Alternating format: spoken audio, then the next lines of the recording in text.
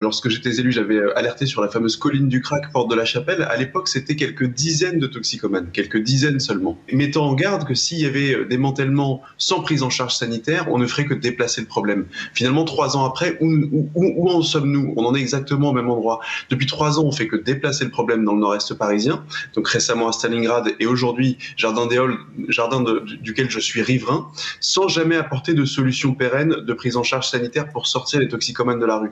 Et il y a 3 ans, on était à quelques dizaines de toxicomanes. Aujourd'hui, on est à plus d'1 millier, 1,5 millier de toxicomanes dans la rue. Donc non seulement le problème n'est que déplacé, mais en plus il s'aggrave.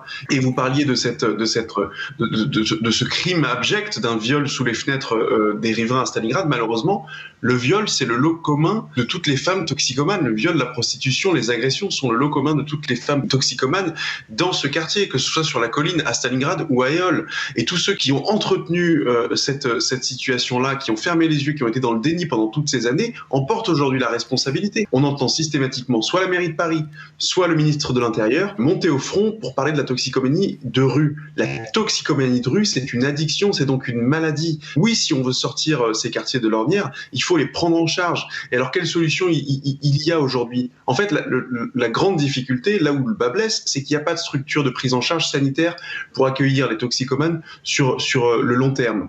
Ça fait 3 ans qu'on déverse des millions d'euros dans des plans d'accompagnement, de distribution alimentaire, de distribution de kits d'injection ou de kits d'inhalation stérilisés qui accompagnent au fond la dépendance, sans jamais lutter contre la dépendance. Et quand on envoie la police, pardonnez-moi, mais c'est pas leur rôle. La police ne peut pas venir à bout d'une addiction. La police vient pour sécuriser un quartier, pour assurer la tranquillité publique, pour lutter contre les réseaux de deal et de trafic, mais ne peut pas lutter contre une addiction au crack. Donc il faut arrêter les rustines qui consistent à déplacer le problème de quelques centaines de mètres en centaines de mètres et faire un véritable plan Marshall contre le crack où on aurait de vraies structures de prise en charge. Aujourd'hui, ça n'existe pas.